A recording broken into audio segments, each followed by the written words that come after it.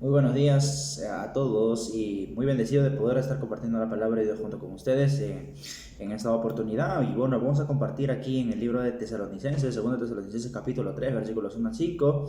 Pero antes de comenzar y poder estar bendiciendo también con la palabra y siendo guiados por el Espíritu y todo, vamos a hacer una oración para pedir al Señor que guíe todo ese tiempo, que nos hable y podamos tomar muchas decisiones también en todo esto. Oremos. Padre Santo, te agradecemos por este tiempo tan precioso que nos permites estar junto a ti en comunión, junto con la congregación, junto con los hermanos, para darte toda la gloria, toda la honra, toda la magnificencia y también poder nutrirnos de tu palabra con el alimento sólido que realmente siempre nos hace crecer espiritualmente. Siempre, Señor, por tu Espíritu Santo nos permites tomar decisiones en nuestras vidas y estar cambiando también actitudes que no son del todo correctas. Agradecemos por ese tiempo, Señor mío. Límpianos de todo pecado y también usa tu siervo para poder ser un instrumento tuyo. En el nombre de Cristo Jesús. Amén. Bien, hermanos, vamos a hoy día a tocar un tema. En un momento les voy a estar mencionando de qué voy a estar hablando, pero en primer lugar quiero comentarles una pequeña historia de un misionero al África, el cual se llamó David Livingstone, ¿no? Él fue misionero al África y era muy apasionado por los esclavos. Ustedes saben muy bien de que las personas de raza negra en los tiempos antiguos, en el anterior siglo nada más, sin ir muy lejos, eran tratadas de una manera muy mala, ¿no? Recuerdo que en la universidad también me enseñaron acerca de eso y estas personas eran esclavizadas, eran tratadas como animales, eran cazados, eran metidos en jaulas. Entonces, pero este hombre, David Livingstone, no hacía esta separación, sino que los amaba profundamente. Era el médico, teólogo y estas profesiones que él tenía las usaba con mucho amor para poder tratar de alguna otra manera, de manera física, ¿no? Le llevó a curar el cuerpo, pero también el alma de las personas, predicándoles y llevándose el evangelio. No solamente les curaba el cuerpo, que era algo muy necesario porque también recuerden de que había muchas pestes, muchas enfermedades, pero también sobre todo él predicaba la palabra del Señor porque él sabía, ¿no?, de que podía curarles el cuerpo, pero no necesariamente eso iba a permitir de que ellos pudieran ser salvos. ¿Qué más podemos aprender acerca de este hombre? Bueno, que recorrió más o menos 48.000 kilómetros de junglas y fue atacado por un león y sufrió por predicar el evangelio muchísimo. Recuerden bien de que un misionero no es que todo es color de rosas, todo es bonito en su vida, sino que va a tener que padecer diferentes situaciones y en este caso se cuenta pues que este hombre, David Livingstone, sufrió un ataque de este animal. Tuvo que recorrer muchos kilómetros para poder llegar hacia estas personas que eran excluidas de la sociedad, que no tenían ningún tipo de privilegio tampoco. Hay mucho más, pero lo que quiero recalcar es el momento de su muerte.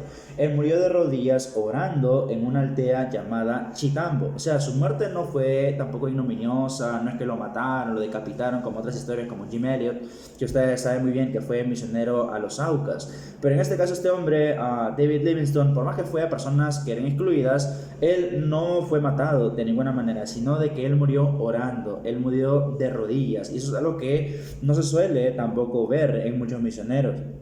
Los de esa aldea, ¿qué hicieron cuando lo vieron muerto? Bueno, le sacaron el corazón, dice, y lo enterraron bajo un árbol porque él amaba profundamente al África. No es que les tenía un poquito de amor, sino que los amaba profundamente. Él había dejado todo pues de su tierra para poderse ir. Y estos africanos de esta aldea de Chitambo, no es que no le correspondían el amor, lo amaban tanto y él sabían del amor que él les había tenido durante mucho tiempo, entonces lo enterraron bajo un árbol a él. En el cadáver mandaron una nota que decía: pueden quedarse con su cuerpo, pero su corazón pertenece al África, porque a él tuvieron que regresarlo también a su tierra, a su cuerpo, ¿no?, para hacer todos los protocolos y todo, pero su alma se quedó realmente, ¿no? Su corazón pertenecía al África y durante todo ese tiempo, cuando pasan los años, siempre los africanos están muy agradecidos porque gracias a David Livingstone y obviamente el Señor que obró en su corazón, el Evangelio pudo crecer en ese tiempo. Bien, pero también tenemos que recordar que siempre David Livingstone no estaba simplemente él haciendo la obra, sino que había una congregación, habían creyentes detrás de él orando, ¿no? Y es por eso que hoy día, en esta ocasión, vamos a hablar y vamos a aprender acerca de la importancia de orar por las misiones, ¿ya? La importancia de orar por las misiones. Y para esto vamos a aprender también 3 puntos, pero antes de eso vamos a leer 2 de Tesalonicenses, capítulo 3, versículos 1 al 5, ¿ya? Por favor, con sus Biblias, segunda de Tesalonicenses, capítulo 3, versículos 1 al 5. La importancia de orar por las misiones. Leamos. Por lo demás, hermanos, orad por nosotros, para que la palabra del Señor corra y sea glorificada, así como lo fue entre vosotros, y para que seamos librados de hombres perversos y malos, porque no es de todos la fe. Pero fiel es el Señor, que os afirmará y guardará del mal.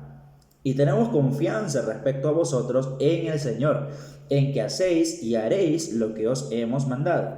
Y el Señor encamine vuestros corazones al amor de Dios y a la paciencia de Cristo.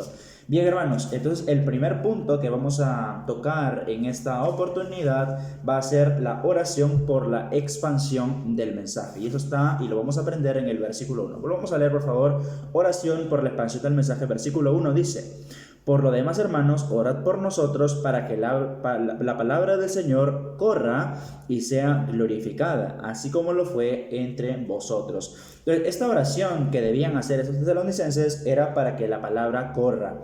Antes de decir eso, Pablo ordena a la iglesia de Tesalónica a orar. ¿Pero por qué? ¿Por qué le ordena a los tesalonicenses a orar? Bueno, porque sabía que la obra no la hacía él solo, sino que todo lo hacía él en la voluntad del Señor. Recuerden que el apóstol Pablo era el apóstol a los gentiles y él jamás decía que él era autosuficiente. Si bien es cierto, él llegó a decir, ¿no?, que él predicaba su evangelio, él predicaba mi evangelio, decía él. Sin embargo, él sabía de que todo era en la voluntad de Dios. Nadie, hermanos, ningún predicador predica con sus propias fuerzas, con su elocuencia. El mismo Pablo, por ejemplo, en 1 Corintios capítulo 2 dijo que yo no predicaba con sabiduría humana. Él no predicaba en la sabiduría de los hombres, comparándolo, ¿no?, con la sabiduría también de los hombres del mundo, porque había muchos reyes, muchos que se creían elocuentes y para ellos les parecía locura la palabra de Dios. Y sin embargo, él predicaba en la sabiduría del Espíritu Santo, porque el Espíritu Santo realmente conoce lo que hay también en el corazón de los hombres. Y por esta razón el apóstol Pablo sabía de que él no era independiente, sino que era el dependiente de las oraciones de los demás. Y eso es algo que nosotros también, hermanos, tenemos que orar para que la palabra corra, ¿no? Él no creía que la oración era ficticio o algo inefectivo, sino algo efectivo en el ministerio. Cosa que a veces nosotros dudamos en el presente. No, ¿para qué voy a orar si el Señor ya sabe su voluntad? No, pero el Señor nos manda claramente en su palabra a poder interceder por los misioneros, a poder orar por ellos, y no simplemente decir, ya que ellos vean. Y no solamente orar, sino una oración de fe, o sea, una oración de intercesión, pero también una oración activa, en donde yo también me comprometo a ayudar en lo que yo puedo. Así que el apóstol Pablo sabía del poder de la oración. También Pablo estaba pidiendo oración para que la palabra se extendiera rápidamente por diferentes lugares. Eso quiere decir que la palabra corra, ¿no?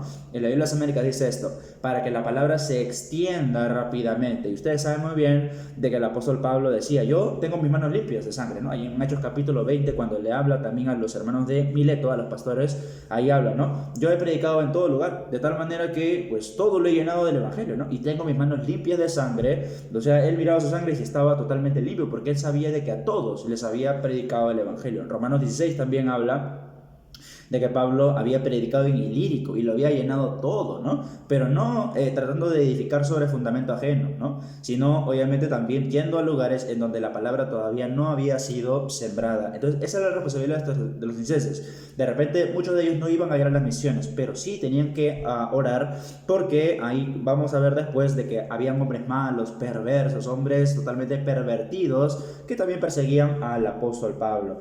Y en realidad, como dice en 2 de Timoteo 2:9b, la palabra de Dios no está presa. La palabra de Dios, como dice también el apóstol Pedro, pues no es como la flor que se seca, como la hierba que se seca, o como la flor que simplemente se va. No, la palabra de Dios permanece para siempre. Y muchos, ustedes saben muy bien, de que a lo largo del tiempo han tratado de callar la palabra de Dios, de quemarla, de no permitir que se traduzca, de no permitir que se saquen copias, pero la palabra de Dios no está presa y nunca va a estar presa, porque siempre se va a traducir a otros idiomas y eso va a permitir que más hombres salgan al campo misionero. La mies es mucha, pero no es el problema de la palabra de Dios, no es problema de la mies. No es problema de las personas, es problema del corazón de los creyentes, que muchos de ellos no quieren ir a esos lugares porque son difíciles, porque hay muchas personas que se oponen, porque las personas de repente tienen un corazón duro y muchas excusas. Y sin embargo nosotros tenemos esa misión también de poder animar a quienes tienen un llamado a predicar la palabra de Dios. Pero no solamente el apóstol Pablo dice o pide oración para que la palabra corra, sino también para que la palabra sea glorificada. Lo dice acá en el versículo 1, ¿no? Para que la palabra del Señor corra y sea glorificada. O sea, que fuera recibida con el honor que se merecía. Recuerden bien de que la palabra del Señor, hermanos, no en todos los lugares es aceptada con amor y con reverencia y con humildad y mansedumbre, no, sino que la Biblia muchas veces es pisoteada, como ya he dicho, es quemada. Ya muchos, ustedes pueden leer la historia y muchos han sido quemados por traducir. Nosotros también tenemos el privilegio de tenerla en español, en el quechua, y muchas personas para eso han tenido que dejar sus comodidades. Han tenido que irse a otros lugares y han tenido que ser hasta quemados, matados, decapitados, apedreados por esa cuestión. Pero la oración de estos tesalonicenses tenía que hacerse para que la palabra del Señor fuera glorificada, porque la palabra de Dios es verdad. Tu palabra es verdad, dijo Jesús cuando hacía la oración. En Juan 17, en la oración sumo sacerdotal por sus discípulos y en realidad por nosotros también. Entonces eso es lo que hay que entender, hermano. Jesús también dijo, ¿no? Que escudriñemos las escrituras porque en ellas está la salvación, en ellas está la vida eterna. La palabra de Dios no es un cualquier libro, la palabra de Dios es realmente nuestro libro sagrado y en el que vamos a encontrar la verdadera voluntad y las personas van a encontrar la verdadera salvación ahí. También Pablo anhelaba que la palabra pudiera causar transformación en la vida de tantas personas sin importar sus problemas. Eso quería decir que la palabra sea glorificada, que en realidad la palabra tenía tanto poder que esta iba a transformar. Recuerden lo que he dicho antes, no es tanto la elocuencia de un predicador, es el Espíritu Santo obrando por medio de la palabra de Dios. Por eso la Biblia dice, ¿no? La fe es por el oír y el oír por la palabra de Dios. Aquí pone el ejemplo entonces de los tesalonicenses también, ¿no? Ya que ellos habían producido fruto y tenían mucho amor los unos por los otros. Por eso dice, así como lo fue entre vosotros. O sea que los tesalonicenses, sí, entre ellos corría la palabra de Dios. Entre ellos hablaban la palabra de Dios todo el día de repente, ¿no? Hacían estudios, hacían ayunos, hacían vigilias, hacían de todo. Y entre ellos corría la palabra de Dios. Entre ellos era glorificada la palabra de Dios. Magnificaban a Dios con la palabra. Porque recuerden que el apóstol Pablo también decía, ¿no? En Efesios capítulo 5, en Colosenses 3, de que hay que alabar a Dios cantando con salmos, con himnos y cánticos espirituales. Entonces eso es probablemente lo que hacían también los tesalonicenses y no tenían ningún tipo de problema en ese sentido. Obviamente también en las iglesias actuales hay que hacerlo de esta manera, ¿no? Pero hay también un desinterés en este mensaje. Entonces esa oración, hermanos, tiene que ser ferviente en cada uno de nosotros para que el mensaje se expanda. Ese es el primer punto que estamos viendo. Oración para la expansión del mensaje. Y acá vamos a seguir viendo algunos versículos de los tesalonicenses mismos en el que la palabra sí corría entre ellos, ¿no? Y la oración de Pablo era que así como había corrido en los tesalonicenses, así también tenía que correr en otros lugares. Capítulo 1, versículos 6 al 7, dice: y vosotros vinisteis a ser imitadores de nosotros y del Señor, recibiendo la palabra en medio de ¿qué? De gran tribulación con gozo del Espíritu Santo, de tal manera que habéis sido ejemplo a todos los de Macedonia y de Acaya que han creído. Qué tremendo es este ejemplo de los tesalonicenses, que es una de las iglesias que más el apóstol Pablo ama y los trata con ternura, a pesar que tenían sus errores, como por ejemplo que creían que el Señor iba a venir ahí y de que el Señor los iba a llevar ya, entonces estaban volviendo perezosos, no estaban queriendo trabajar. El apóstol Pablo también los reprende, pero también les agradece y los felicita muchas veces por sus buenas obras. En este caso, acá los felicita, ¿por qué? Porque ellos habían sido imitadores del apóstol Pablo, pero también del Señor, y habían, ¿qué cosa? Recibido la palabra de Dios con gozo, con gran gozo, a pesar de la tribulación. Recuerden de que tribulación es sinónimo de aflicción, persecución por medio del imperio romano. Pero ¿qué cosa dice? Lo más importante acá es que dice que no solamente entre ellos, sino que también habían sido llegados a ser ejemplo en Macedonia y a los de Acaya que habían creído. Recuerden, hermanos, que también no es solamente de la predicación, ¿no? De llenarnos la boca predicando, sino también nuestro testimonio es lo que va a permitir que otras personas sean ganadas para el Señor. Entonces la expansión del mensaje también se había dado por los tesalonicenses por su buen obrar. Capítulo 4, si seguimos viendo otros ejemplos, capítulo 4, versículos 9 al 10, que dice: pero acerca del amor fraternal no tenéis necesidad de que os escriba, ¿ya ven? Porque vosotros mismos habéis aprendido de Dios que os améis unos a otros. O sea, el apóstol Pablo dice, ya no es necesario que le vuelva a repetir, porque ustedes ya han aprendido del mismo Dios. O sea, Dios mismo les mostró su amor por medio de Jesucristo. Dios mismo descendió del cielo. Ahora, así como Dios los ha amado, ustedes tienen que amarse unos a otros. Yo no necesito ya. A pesar de que el apóstol Pablo sí repetía muchas veces las cosas, pero él no era el que iba a producir una transformación, sino Dios mismo. Y en el capítulo 5, versículo 11, fíjense también lo que dice, 5:11.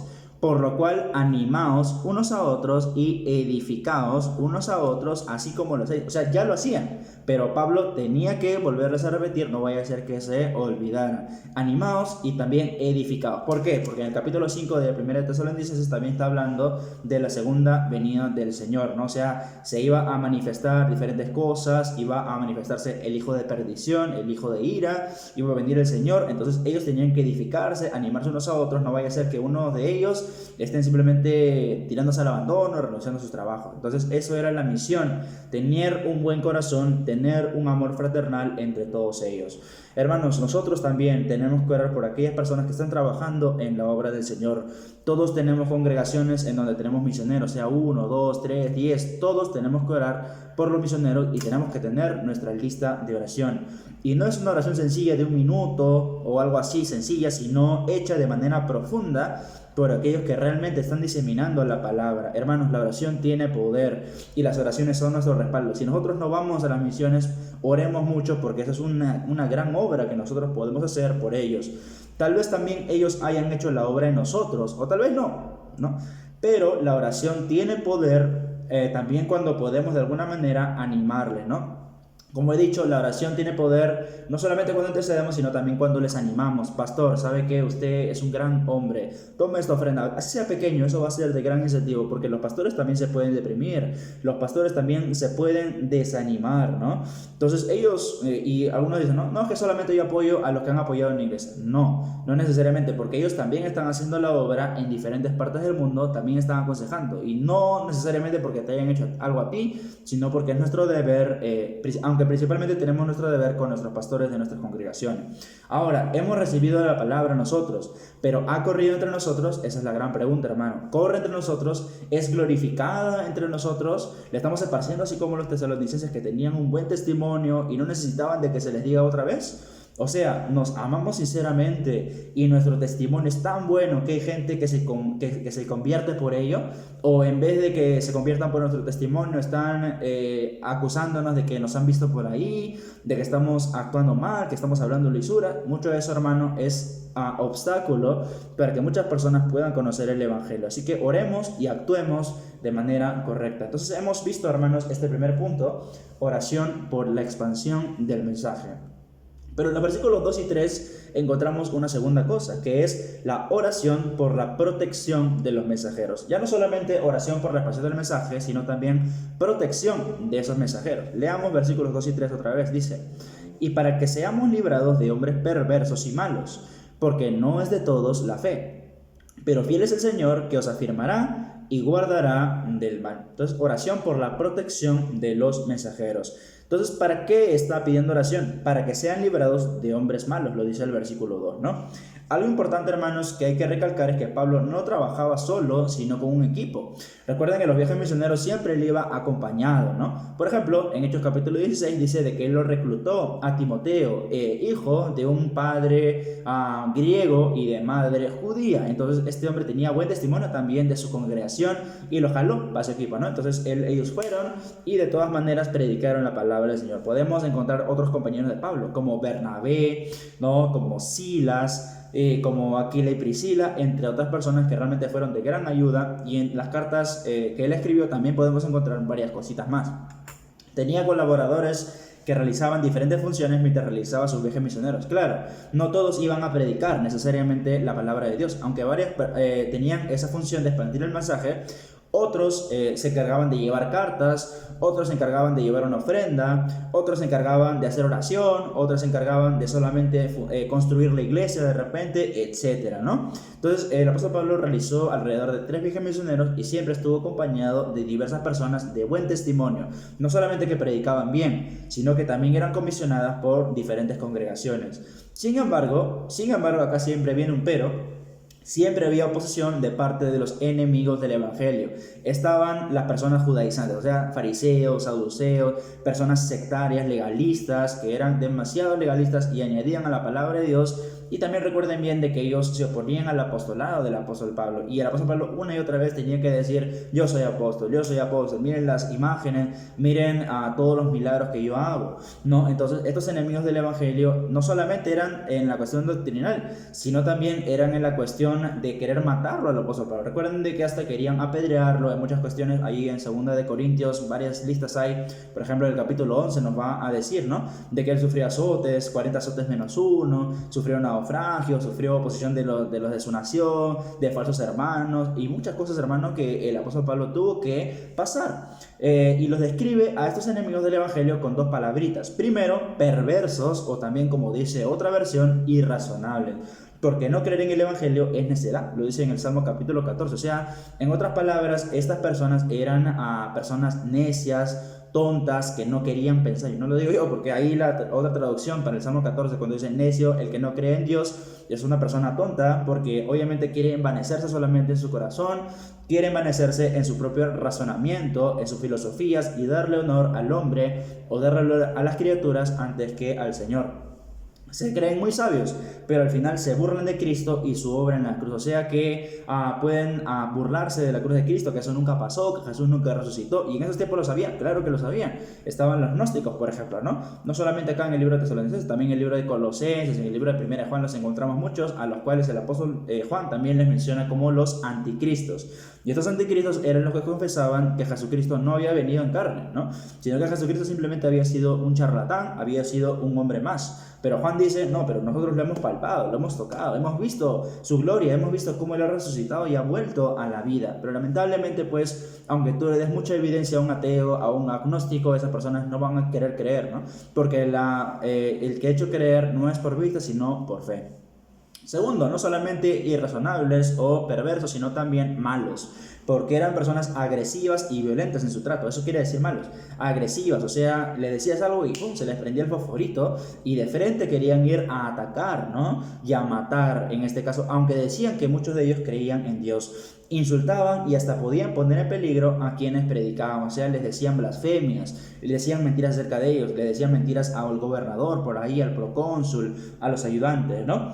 Ahora, hace un tiempo, hermanos, también vi un video, ¿no?, ahí en el Facebook de un pastor que se llama Juan Manuel Vaz, y ahí él subió un video de un hombre, ¿no?, que estaba predicando, obviamente pentecostal, muy fuerte, y parecía como una aldea, como una chacra en donde él estaba predicando, y entonces un hombre salió por ahí y lo comenzó a increpar: oye, ¿qué vienes acá a predicar? Nosotros somos católicos, creemos en la Virgen y todo eso. Y el predicador le decía que el Señor te reprende, y él seguía con su Biblia en la mano predicando. Y el otro hombre, ¿qué cosa hizo? Sacó un látigo, ¿no?, y le comenzó a pegar como si fuera su hijo, ¿no? Le comenzó a dar chicotes, le pegó, no sé si era un San Martín, pero algo puntiagudo, y le comenzó a pegar y pegar. Y el hombre no se inmutaba, no se puso a llorar y decir: ay, me está pegando, y se fue corriendo. No, sino que este hombre siguió predicando, porque él sabía de que así como los apóstoles fueron perseguidos y matados, él tenía esa misión de seguirlo haciendo. En nuestro caso, hermanos, también tenemos que seguirlos haciendo, no importa, hermanos, la oposición que se pueda presentar en nuestras vidas y en nuestros corazones, ¿no? Entonces, estos enemigos de la cruz no son fieles a Cristo y obviamente no son creyentes. Esas personas odian a Cristo. A quien dicen no creer, lo odian porque de repente han pasado alguna situación en su vida, ¿no?, o en su corazón. Quisiéramos que todos fueran creyentes, pero estas personas están cegadas por el error. 2 de Corintios capítulo 4, el apóstol Pablo dice acerca de Satanás que él cegó el entendimiento de los incrédulos para que no les resplandezca la luz del evangelio. Por lo tanto, para ellos es locura, no lo pueden entender, hermano. Así que usted, por eso le digo que no se esfuerce en su propia fuerza, crea más bien en el Espíritu Santo, que él sí convence de justicia, de pecado y de juicio, ¿ya? Ahora, no solamente para que sean librados de hombres malos estaba pidiendo oración Pablo, sino también para ser afirmados y guardados del mal, como dice el versículo 3, para ser afirmados y guardados del mal. En contraste con el verso anterior, no es de todos la fe, aquí se habla de la fidelidad del Señor. En el versículo anterior dice, no es de todos la fe, o sea, no todos creen en el Señor, pero acá dice, el Señor, pero fiel es el Señor. Fíjense qué contraste, ¿no? Los incrédulos no creen, se oponen, pero el Señor es fiel. Segunda Timoteo capítulo 2 lo dice, ¿no? Nosotros podemos ser infieles, pero el Señor nunca dejará de ser fiel. Y qué tremendo es, hermanos, la fidelidad del Señor, que siempre se va a mantener con nosotros en la predicación del Evangelio. Es obvio que el ser humano no regenerado es malo por naturaleza y fiel a sus deseos, ¿no? Eso nadie lo puede quitar, y eso es algo que siempre va a estar en el corazón de los hombres. No importa donde tú te vayas, siempre hay pecado por Adán, ¿no? Pero Dios es santo y fiel con sus hijos, y siempre estará, hermanos, con nosotros. El Señor no es fiel para con ellos, a pesar de que dice, no, incluso el Señor tiene misericordia de aquellos que no son sus hijos, porque dice de que llueve y sale sol, no, aún sobre los que no son hijos, llueve sobre los que no son hijos, pero con nosotros más privilegio todavía, porque nos ha dado la vida eterna y nos ha sentado en los lugares celestiales con Cristo. Teniendo en cuenta esto, Pablo menciona también dos cosas. Así como mencionó dos cosas con los incrédulos, con los no creyentes, también menciona dos cosas aquí. Primero, que el Señor les afirmará o fortalecerá, ¿no? Así como Pablo a veces se tambaleaba, iban a haber hombres inicuos tratando de desviar a los tesalonicenses, como he dicho, personas con falsas enseñanzas, personas de todo tipo, pero Dios los iba a establecer en un solo lugar, ¿no? Acá, por ejemplo, acá al frente mío tengo mi cocina, ¿no?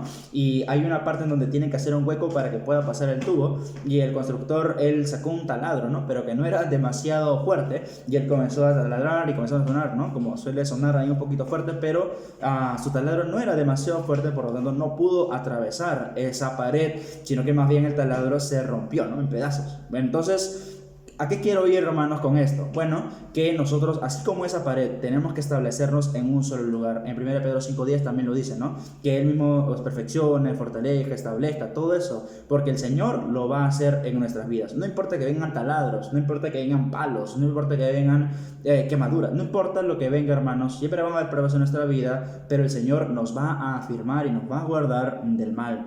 Segundo, como dice, ya lo he dicho, guardará del mal. No solamente afirmará y fortalecerá, sino también guardará del mal. Más específicamente significa que Dios les iba a proteger del diablo, porque acá dice guardará del mal, pero en realidad significa guardará del maligno, ¿ya?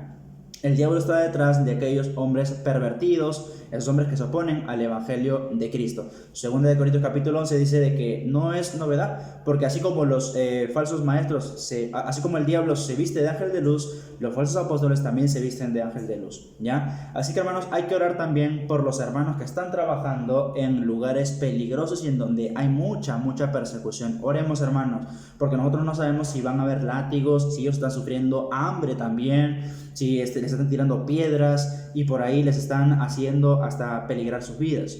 Hay muchas maneras en las que torturan a los cristianos. Sin embargo, Dios siempre los va a librar, no de manera física, sino de manera espiritual, porque irán al cielo con su Salvador. Por ejemplo, ahí en Hebreos capítulo 11 ustedes pueden ver, ¿no? De que muchos no recibieron lo prometido, los héroes de la fe, pero sin embargo sí pusieron su mirada en lo celestial, en aquello que no se veía. Y nosotros también tenemos que orar para que la palabra siga corriendo y ellos tengan su esperanza en el cielo, porque acá en la tierra estamos fritos. Acá en la tierra vamos a seguir teniendo muchas cosas. De igual manera como ellos, nosotros también debemos tener cuidado porque hay enemigos de Cristo dentro de las iglesias. Pablo pedía oración para ser librados de hombres malos, ellos, los misioneros, pero también para que los tesalonicenses adentro de las iglesias tuvieran cuidado. Y nosotros también tenemos que tener cuidado de los que buscan división, de las falsas doctrinas, etcétera, para engañar a los creyentes, y el que está detrás de ello no es otro que Satanás, el diablo, el que tiene su trinche, ¿no? Entonces, hermanos, hay que tener cuidado con estas personas dentro de las congregaciones porque vienen vestidas de ovejas, pero en realidad son lobos rapaces. Oremos mucho para ser librados de estas situaciones, no de los enemigos de la cruz de Cristo, decía el apóstol Pablo en Filipenses 3, y aún lo digo yo llorando, ¿no? Porque estos son enemigos que solamente ven por sus vientres, por sus propios deseos. Bien, entonces hemos visto hasta acá, hermanos, dos puntos. Hemos visto primero oración por la expansión del mensaje. Oremos para que la palabra de Dios corra, sea glorificada. En segundo lugar, oremos para la protección de los mensajeros. Hay muchos predicadores que van a ser atacados y nosotros dentro de nuestras iglesias también. Pero en tercer lugar también, oración por la firmeza ahora de los mensajeros. No solamente protección, sino también ahora, como hemos visto en el punto anterior, protección, sino también firmeza de ellos. Acá, como lo dice el versículo 4 y 5, dice: Y tenemos confianza respecto a vosotros en el Señor, en que hacéis y haréis lo que os hemos mandado. Y el Señor encamine vuestros corazones al amor de Dios y a la paciencia de Cristo. Entonces, ¿por qué era la oración en este caso? Primero, para ser obedientes, lo dice el versículo 4, ¿no? Pablo no hablaba por su propia cuenta, sino de parte del Señor, ya lo hemos visto antes también, y su objetivo era que el carácter de los tesalonicenses madurara y siempre se mantuviera en santidad a pesar de la oposición que había. Entonces ellos tenían que hacer y realmente sí, y iban a hacer, no solamente iban a hacer, sino también iban a hacer en un futuro lo que les había mandado el apóstol Pablo. Pablo, recuerden de que era apóstol y él no hablaba por su propia cuenta, era el inspirado por el Espíritu Santo y él tenía que mantenerse firmes, estos tesalonicenses. Cuando siempre hay oposición, hermanos, estamos tentados nosotros a siempre tambalearnos, a irnos por un lugar, por irnos al mundo, por no ir a la iglesia, por dejar de orar, por dejar de leer la palabra, de estudiarla. Pero en este caso Pablo se estaba adelantando. ¿Saben qué? Yo les he mandado, yo les he ordenado esto porque yo he trabajado con ustedes algún tiempo y mi intención es que ustedes permanezcan en el Señor, sean firmes, constantes en la palabra y en la obra del Señor. También lo había dicho acá en el 1 Tesalonicenses capítulo 4, versículos 1 y 2, que dice: por lo demás, hermanos, os rogamos y exhortamos en el Señor Jesús que de la manera que aprendisteis de nosotros, cómo os conviene conduciros y agradar a Dios, así abundéis más y más. O sea, otra vez el apóstol Pablo estaba recurriendo a su ejemplo. Así como han visto de nosotros, cómo les enseñamos la palabra y cómo nos hemos conducido, así ustedes también, para que se conduzcan bien y agraden a Dios, no necesariamente a los hombres, sobre todo a Dios. Versículo 2, porque ya sabéis qué instrucciones os dimos por el Señor Jesús. ¿Ven? Ahí está la instrucción por el Señor Jesús, no su propia instrucción. Entonces, hermanos, la obediencia era algo muy importante acá y la constancia que ellos tenían que tener en esta obediencia. Pero la otra oración también era para tener amor y paciencia, como lo dice en el versículo 5.